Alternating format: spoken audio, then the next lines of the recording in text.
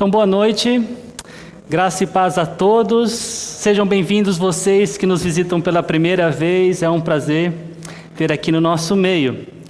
Como eu já comentei com vocês há 2 domingos, nós estamos nos aproximando do final da primeira fase dessa série no livro de Atos dos Apóstolos. E salvo engano, hoje é a nossa 17ª mensagem nesse livro histórico e que tanto nos ensina sobre diversos e importantes acontecimentos do início da igreja, quanto também, vocês já sabem, nos incentiva, como Igreja do Senhor Jesus, a missão de levar o Evangelho do Reino de Deus até os confins da terra.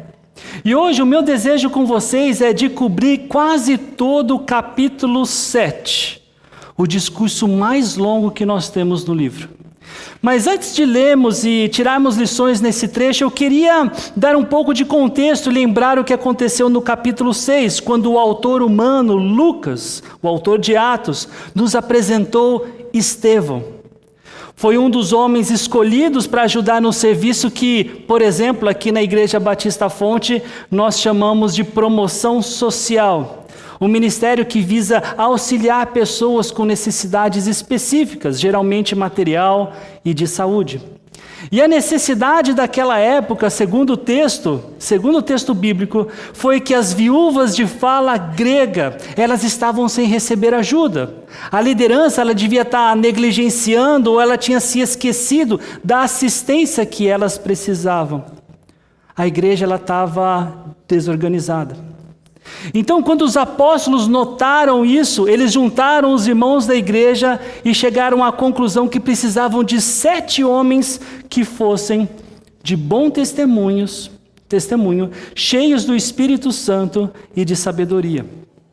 Esses eram os pré-requisitos daquela função, as características daqueles 7 homens que foram escolhidos para esse serviço, quando Estevão, um destes 7 homens, e aquele que Deus destacou no final do capítulo 6 e no capítulo 7 de Atos como instrumento dele para nos ensinar. E falando de Estevão, na semana passada nós vimos que, além dele ter um bom testemunho, ser cheio do Espírito e de sabedoria, Salomão, ele era um homem cheio de graça e do poder de Deus, e que realizava grandes maravilhas e sinais entre o povo. E até por isso, foi alguém que sofreu muita perseguição. Tinha gente da sinagoga contra ele, tinha gente de Cirene contra ele, tinha gente da Alexandria contra ele, tinha gente da Sicília contra ele, ou da Cilícia, contra ele, tinha gente da Ásia contra ele, e basicamente o que o texto está falando é que tinha gente do Corinthians, do Palmeiras, do Cruzeiro, do Real Madrid, do Ajax, do Inter de Milão, todo mundo contra ele. E toda essa gente discutiu com ele. Possivelmente, a conversa tocou na questão da morte e ressurreição e da messianidade de Jesus. E a julgar pelo contexto, essa conversa também incluiu a lei de Moisés e o templo. Nós não sabemos exatamente o que da lei de Moisés e do templo, mas é possível que tenha sido algo relativo à insuficiência desses 2 elementos para a salvação do homem. É possível, nós não sabemos. O que nós sabemos é que ninguém desse pessoal pôde resistir à sabedoria e ao espírito com que Estevão falava. Então percebam que Estevão não era qualquer um. Ele era um homem de bom testemunho, cheio do Espírito Santo, cheio de sabedoria, cheio de graça, cheio do poder de Deus, e ele realizava grandes maravilhas e sinais entre o povo. Ele era alguém que toda mãe queria como genro. Estevão também, ele é o que nós chamamos de apologeta. O que é isso? O que é um apologeta? E para responder essa pergunta, eu queria usar a carta de Paulo a Tito. Porque quando o apóstolo escreve ele diz, seu verdadeiro filho na fé, Tito, ele pede para que Tito colocasse em ordem as questões da igreja em Creta e também constituísse presbíteros nas cidades. E esses presbíteros, eles precisavam ser, segundo o texto de Paulo para Tito, irrepreensíveis, maridos de uma só mulher, que tivessem filhos crentes, que não fossem acusados de libertinagem ou de insubmissão. E aí ele continua no versículo 7 do capítulo 1. Por ser encarregado da obra de Deus, é necessário que o bispo seja irrepreensível, não orgulhoso, não briguento, não apegado ao vinho, não violento, nem ávido por lucro desonesto. É preciso, porém, que ele seja hospitaleiro, amigo do bem, sensato, justo, consagrado, tenha domínio próprio. Daí, quando chega no versículo 9, ele diz: e apegue-se firmemente à mensagem fiel, da maneira como foi ensinada, para que seja capaz de encorajar outros pela sã doutrina e de refutar os que se opõem a ela. Pois há muitos insubordinados que não passam de faladores e enganadores, especialmente os do grupo da circuncisão. É necessário que eles sejam silenciados, pois estão arruinando famílias inteiras, ensinando coisas que não devem e tudo por ganância. O apologeta é exatamente esse que refuta os que se opõem à sã doutrina. O apologeta é esse que silencia os faladores e enganadores. O apologeta é aquele que publicamente defende a fé. É aquele que sabe, que conhece usar as Escrituras para que as falsas acusações contra a verdade sejam contestadas e refutadas. Esse também é um papel de todo pastor, ou todo pastor precisa exercer esse papel. Mas o que muitas vezes acontece com apologetas é o que aconteceu com Estevão. É que depois ele vencer o debate contra todo aquele pessoal que eu citei para vocês, homens foram subornados para dizerem: ouvimos Estevão falar palavras blasfemas contra Moisés e contra Deus. Ali apresentaram falsas testemunhas que diziam: este homem não para de falar contra este lugar santo e contra a lei. Pois ouvimos dizer que esse Jesus, o Nazareno, destruirá esse lugar e mudará os costumes que Moisés nos legou. Ou seja, já que não conseguiram apontar problemas ou derrubar as argumentações de Estevão, contrataram pessoas para mentir e atacar Estevão. E com os versículos que nós temos no slide, nós conseguimos notar que havia 4 áreas de acusação. Que Estevão blasfemou contra Moisés, que ele blasfemou contra Deus, que ele fala contra o templo e ele fala contra a lei. Então, com isso, ali no Sinédrio, naquela reunião com a liderança judaica, o sumo sacerdote ele perguntou a Estevão: são verdadeiras estas acusações? E no versículo seguinte, nós entramos na resposta que Estevão deu. Que, para mim, não parece ser bem uma defesa explícita contra as falsas acusações que ele tinha acabado de receber. Eu não acho, não parece para mim, ainda que Estevão tenha tocado nesses 4 pontos que baseavam as falsas acusações, que ele estava preocupado em buscar algum tipo de justificativa ou de absolvição. Para mim, o que Estevão fez tem similaridades no que Pedro já fez em mais de uma pregação, e nós já vimos isso aqui. Para mim, Estevão aproveitou a oportunidade para introduzir o Evangelho, tentando levar os judeus que lhe ouviam a percepção de como Israel, o chamado povo de Deus, foi frequentemente desobediente contra o Senhor. Parece-me que o argumento, a estratégia de Estevão foi destacar as repetidas vezes que Israel pecou contra Deus, ao desobedecer a lei e ao rejeitar os profetas. E a obstinação foi tamanha que quando o Messias veio, chamado no versículo 53 de justo, o povo judeu decidiu matá-lo e com morte de cruz, como era o procedimento romano. Eu realmente não acho que o discurso de Estevão teve uma forte preocupação com o seu bem-estar, mas ele teve uma preocupação que todos nós devemos ter, de anunciar a verdade, apesar da adversidade. E é com isso em mente que eu gostaria de orar com vocês e pedir que Deus usasse a sua palavra para nos encorajar e nos conduzir a sermos testemunhas fiéis, levando a mensagem da salvação como um dos maiores propósitos de estarmos vivos. Parece-me que Estevão sabia disso e também me parece que Deus quer nos lembrar disso. Senhor, muito obrigado por estarmos juntos, por considerarmos este texto. Que ele seja, Pai, um cutucão, um positivo cutucão nas nossas vidas, para nos avaliarmos e para pensarmos o porquê de estarmos de pé, de estarmos com saúde, de podermos falar, de podermos anunciar e de pensar o que estamos fazendo com o tempo que temos para cumprir com o dever de sermos testemunhas do Senhor Jesus. Nos ajude nessa reflexão, é o que eu te peço, em nome de Jesus. Amém.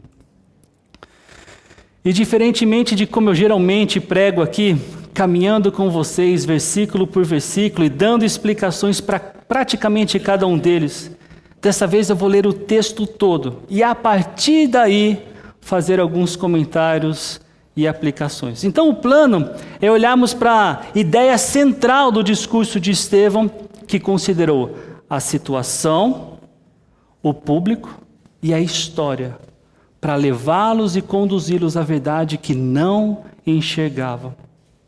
Então, Estevão, ele começa a sua resposta com um incrível panorama bíblico e uma homilética bastante cristocêntrica. Então eles tinham perguntado: Estevão, são verdadeiras essas acusações? Então prestem bastante atenção que agora o tio Zambelli vai contar ou vai ler a história da Bíblia para vocês. A isso, ele respondeu: irmãos e pais, ouçam-me. O Deus glorioso apareceu a Abraão, nosso pai, estando ele ainda na Mesopotâmia, antes de morar em Harã. Ele disse: saia da sua terra e do meio dos seus parentes e vá para a terra que eu lhe mostrarei. Então ele saiu da terra dos caldeus e se estabeleceu em Harã.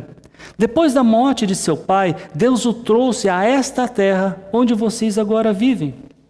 Deus não lhe deu nenhuma herança aqui, nem mesmo espaço de um pé, mas lhe prometeu que ele e depois dele, seus descendentes possuiriam a terra, embora naquele tempo Abraão não tivesse filhos. Deus lhe falou dessa forma: seus descendentes serão peregrinos numa terra estrangeira e serão escravizados e maltratados por 400 anos. Mas eu castigarei a nação a quem servirão como escravos, e depois sairão dali e me adorarão neste lugar. E deu a Abraão a aliança da circuncisão. Por isso Abraão gerou Isaque e o circuncidou 8 dias depois do seu nascimento. Mais tarde, Isaque gerou Jacó e os 12 patriarcas. Os patriarcas, tendo inveja de José, venderam-no como escravo para o Egito. Mas Deus estava com ele e o libertou de todas as suas tribulações, dando a José favor e sabedoria diante do faraó, rei do Egito. Este o tornou governador do Egito e de todo o seu palácio. Depois houve fome em todo o Egito e em Canaã, trazendo consigo grande sofrimento, e os nossos antepassados não encontravam alimento. Ouvindo que havia trigo no Egito, Jacó enviou nossos antepassados em sua primeira viagem. Na segunda viagem deles, José fez-se reconhecer por seus irmãos, e o faraó pôde conhecer a família de José. Depois disso, José mandou buscar seu pai Jacó e toda a sua família, que eram 75 pessoas. Então Jacó desceu ao Egito, onde faleceram ele e os nossos antepassados. Seus corpos foram levados de volta a Siquém e colocados no túmulo que Abraão havia comprado ali dos filhos de Amor, por certa quantia. Ao se aproximar o tempo em que Deus cumpriria sua promessa a Abraão, aumentou muito o número do nosso povo no Egito. Então outro rei, que nada sabia a respeito de José, passou a governar o Egito. Ele agiu traiçoeiramente para com o nosso povo e oprimiu os nossos antepassados, obrigando-os a abandonar os seus recém-nascidos para que não sobrevivessem. Naquele tempo nasceu Moisés, que era um menino extraordinário. Por 3 meses ele foi criado na casa de seu pai. Quando foi abandonado, a filha do faraó o tomou e o criou como seu próprio filho. Moisés foi educado em toda a sabedoria dos egípcios e veio a ser poderoso em palavras e obras. Ao completar 40 anos, Moisés decidiu visitar seus irmãos israelitas. Ao ver um deles sendo maltratado por um egípcio, saiu em defesa do oprimido e o vingou, matando o egípcio. Ele pensava que seus irmãos compreenderiam que Deus o estava usando para salvá-los, mas eles não o compreenderam. No dia seguinte, Moisés dirigiu-se a 2 israelitas que estavam brigando e tentou reconciliá-los, dizendo: Homens, vocês são irmãos, por que ferem um ao outro? Mas o homem que maltratava o outro empurrou Moisés e disse: Quem o nomeou líder e juiz sobre nós? Quer matar-me como matou o egípcio ontem? Ouvindo isso, Moisés fugiu para Midian, onde ficou morando como estrangeiro e teve 2 filhos. Passados 40 anos, apareceu a Moisés um anjo nas labaredas de uma sarça em chamas no deserto, perto do Monte Sinai. Vendo aquilo, ficou atônito e, aproximando-se para observar, ouviu a voz do Senhor. Eu sou o Deus dos seus antepassados, o Deus de Abraão, o Deus de Isaque, o Deus de Jacó. Moisés, tremendo de medo, não ousava olhar. Mas o Senhor lhe disse: Tire as sandálias dos pés, porque o lugar em que você está é terra santa. De fato, tenho visto a opressão sobre o meu povo no Egito, ouvi seus gemidos e desci para livrá-los. Vem agora e eu o enviarei de volta ao Egito. Este é o mesmo Moisés que tinham rejeitado com estas palavras. Quem o nomeou líder e juiz? Ele foi enviado pelo próprio Deus para ser líder e libertador deles, por meio do anjo que lhe tinha aparecido na sarça. Ele os tirou de lá, fazendo maravilhas e sinais no Egito, no Mar Vermelho e no deserto durante 40 anos. Este é aquele Moisés que disse aos israelitas: Deus lhes levantará dentre seus irmãos um profeta como eu. Ele estava na congregação, no deserto, com o anjo que lhe falava no Monte Sinai e com os nossos antepassados, e recebeu palavras vivas para transmiti-las a nós. Mas nossos antepassados se recusaram a obedecer-lhe, pelo contrário, rejeitaram-no, e em seus corações voltaram para o Egito. Disseram a Arão: Faça para nós deuses que nos conduzam, pois a esse Moisés que nos tirou do Egito, não sabemos o que lhe aconteceu. Naquela ocasião fizeram um ídolo em forma de bezerro, trouxeram-lhe sacrifícios e fizeram uma celebração em honra ao que suas mãos tinham feito. Mas Deus afastou-se deles e os entregou à adoração dos astros, conforme o que foi escrito no livro dos profetas. Foi a mim que vocês apresentaram sacrifícios e ofertas durante os 40 anos no deserto, ó nação de Israel. Ao invés disso, levantaram o santuário de Moloque e a estrela do seu deus Renfã, ídolos que vocês fizeram para adorar. Portanto, eu os enviarei para o exílio, para além da Babilônia. No deserto, os nossos antepassados tinham o tabernáculo da aliança, que fora feito segundo a ordem de Deus a Moisés, de acordo com o modelo que ele tinha visto. Tendo recebido o tabernáculo, nossos antepassados levaram sob a liderança de Josué, quando tomaram a terra das nações que Deus expulsou de diante deles. Esse tabernáculo permaneceu na terra até a época de Davi, que encontrou graça diante de Deus e pediu que lhe permitisse providenciar uma habitação para o Deus de Jacó, mas foi Salomão que lhe construiu a casa. Todavia, o Altíssimo não habita em casas feitas por homens. Como diz o profeta: o céu é o meu trono e a terra o estrado dos meus pés. Que espécie de casa vocês me edificarão, diz o Senhor? Ou onde seria meu lugar de descanso?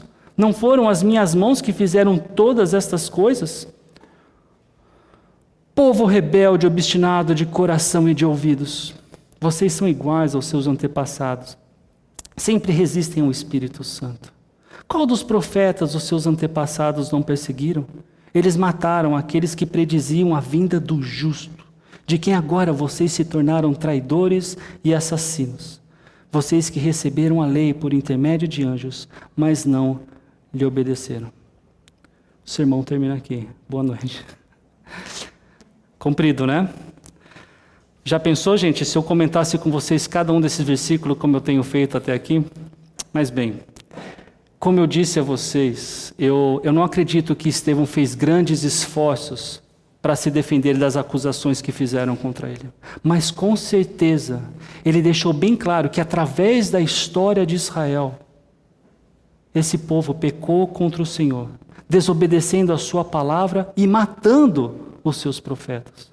Ele também deixou bem claro que a atual liderança de Israel em nada era melhor do que a antiga liderança.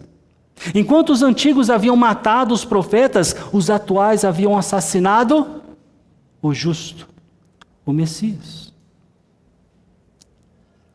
A meu ver, o grande ponto do discurso de Estevão foi ele ter usado aquela situação diante do Sinédrio, falando para a liderança judaica, contando uma história que todos eles conheciam muito bem, mas com uma exceção que faz toda a diferença, de que toda essa história foi conduzida por Deus para culminar na pessoa e na obra de Jesus Cristo. Aqueles homens tinham a correta expectativa que um dia o Messias viria, um Salvador para o povo judeu, mas eles estavam enganados em não ter reconhecido que Jesus era esse Messias. O próprio Cristo já havia ensinado conforme registrado em João 5,46. Se vocês crescem em Moisés, creriam em mim, pois ele escreveu a meu respeito. Moisés, ele escreveu o Pentateuco, os 5 primeiros livros da Bíblia, 1500 anos antes de Jesus. E em nenhum lugar ele explicitamente fala a palavra Jesus. Mesmo assim, Jesus está dizendo, Moisés escreveu a meu respeito. O que foi escrito no Antigo Testamento vai além de narrar a história de Israel, vai além de narrar o relacionamento entre esse Deus e o povo de Israel. E essa antiga narrativa, ela foi profética, porque sempre teve o intuito de abrir as cortinas para apresentar o personagem principal da Bíblia e de toda a história humana, Jesus Cristo. E esse entendimento não era somente de Jesus. Filipe, por exemplo, mesmo antes de se tornar discípulo de Jesus, ele disse a Natanael, logo no primeiro capítulo do Evangelho de João, achamos aquele sobre quem Moisés escreveu na lei, e a respeito de quem os profetas também escreveram, Jesus de Nazaré, filho de José. Eu não sei se você sabe disso, mas existem mais ou menos, na verdade mais de 300 profecias do Antigo Testamento que apontam para Jesus e foram cumpridas por Jesus em vida. E isso inclui profecias como a do seu nascimento, que está em Isaías capítulo 7, do seu ministério entre os homens, mencionado em Isaías 61, e até a maneira como ele morreria no Salmo 22. Jesus, ele chocou esse paradigma religioso quando ele se levantou na sinagoga lá de Nazaré, e ele leu Isaías 61, e ele concluiu dizendo, hoje se cumpriu a escritura que vocês acabam de ouvir. Porque ele era o leitor daquilo. Ele era o cumprimento do que estava sendo lido. Meus irmãos e minhas irmãs, eu não tenho dúvidas que há diversas possibilidades para aplicar o discurso de Estevão aqui às nossas vidas. Mas nenhuma delas me parece melhor ou maior do que pensar na intenção dele em colocar o seu próprio bem-estar em segundo plano, para que a verdade bíblica, na vontade do Espírito Santo, trouxesse a salvação. Talvez nem todos vocês saibam disso, mas nos próximos versículos, alvo do nosso estudo na próxima semana, nós veremos que Estevão foi apedrejado até morrer. E a gente se incomoda com tão pouco. Quase todos os crentes em Jesus que eu conheço se aproximaram da verdade, do Evangelho de Cristo, por meio de alguém que corajosamente e fielmente lhes falou sobre a salvação. São poucos os casos que eu conheço pessoalmente que as pessoas resolveram abrir a Bíblia e pela sua própria vontade de aprender, chegaram à fé no Senhor. Você já se perguntou? O que eu estou colocando em primeiro lugar na minha vida? Até quando vamos nos importar mais com o nosso bem-estar do que com a salvação dos que ainda estão perdidos? Até quando deixaremos de priorizar aquilo que Deus ordenou que fosse prioridade em nossas vidas? E eu me refiro especialmente à nossa tarefa de testemunhar de Jesus. Eu não estou pedindo que vocês que, por exemplo, gostam de assistir jogo de futebol com os amigos, deixem de assistir os jogos de futebol. Eu não estou dizendo que vocês que gostam de ir em lojas e comprarem roupas e acessórios que gostam, deixem de fazer isso. Eu não estou sugerindo que vocês parem a agenda que vocês já têm.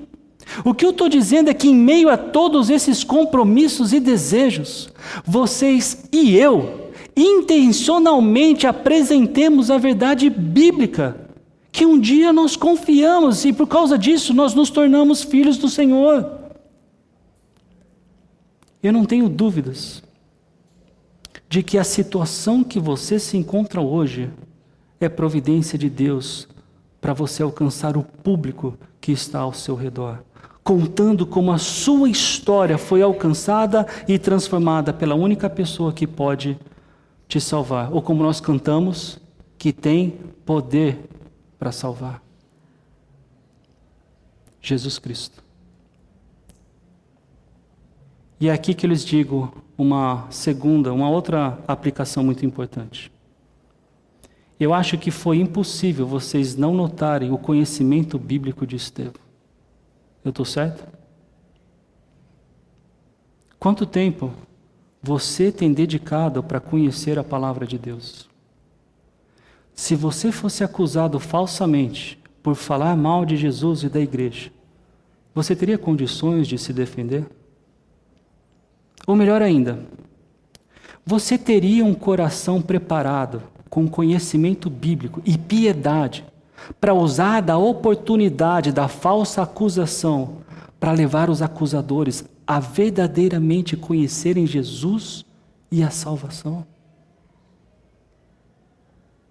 Meus irmãos, vocês já pensaram que o nosso amor pelo próximo é facilmente medido pelo quanto temos dado a eles a oportunidade de ouvirem a verdade do Evangelho e crerem nele? Será que a minha segurança e o meu conforto são boas justificativas para eu deixar de fazer a maior obra que um ser humano pode fazer por alguém? Ser instrumento de Deus para que ele ou ela tenha a vida eterna?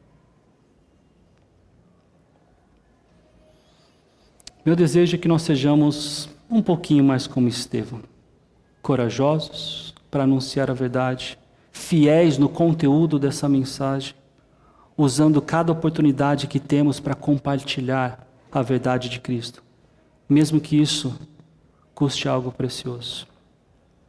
O meu esboço termina aqui, mas enquanto eu falava com vocês, eu queria lembrar de um ponto que eu tenho destacado muito no livro de Atos. Eu tenho me preocupado com isso. Eu tenho me preocupado em como a igreja muitas vezes acredita que está compartilhando o Evangelho, quando ela nem mesmo sabe como explicar aquilo que um dia ela creu, o próprio Evangelho. Porque se nós tirarmos Jesus Cristo dessa informação, se nós tirarmos aquilo que Paulo fala em 1 Coríntios 15, de que o Evangelho é a morte de Jesus pelos nossos pecados e a ressurreição dele, então eu questiono se nós estamos realmente pregando o Evangelho. Porque o que eu tenho testemunhado é que muitas vezes nós dizemos que compartilhamos o Evangelho, porque nós ajudamos alguém, por exemplo, a ser moralmente correto, a amar melhor o seu cônjuge, a educar melhor o seu filho, a dar assistência com alimentos a quem precisa, ou fraldas para quem precisa. Enquanto tudo isso faz parte daquilo que Deus ordenou que nós fizéssemos, nada disso é de fato o Evangelho. Isso é uma consequência daquilo que nós acreditamos. E esse homem, Estevão, ele não perdeu a vida por essas questões morais. Ele perdeu a vida, como a gente verá no próximo domingo, porque ele decidiu abrir a boca para falar que Jesus era o Messias. E se você fizer isso, eu te garanto, se prepare, porque você será de alguma forma perseguido.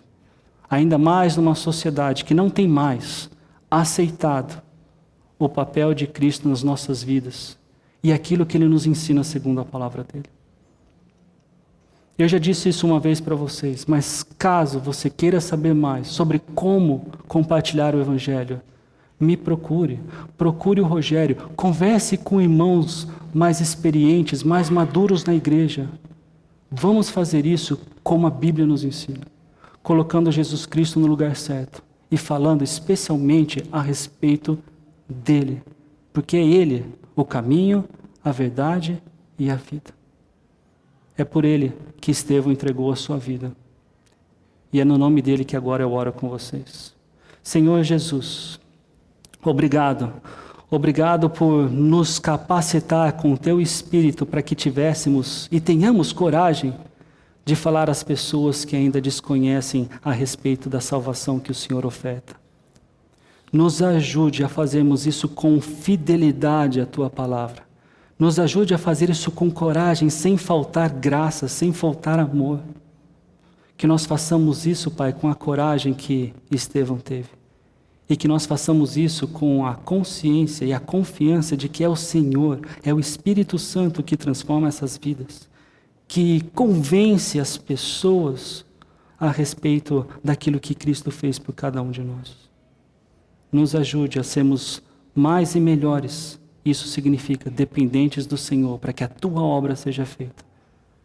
Como o Rogério também disse, em Quixaba, onde alguns estão aprendendo, que nós sejamos instrumentos de ir até lá, de falar desse Evangelho, de conversar com aquelas pessoas e mostrar aquilo que Jesus já fez nas nossas vidas, como testemunhas fiéis. Eu oro assim, em nome de Jesus. Amém.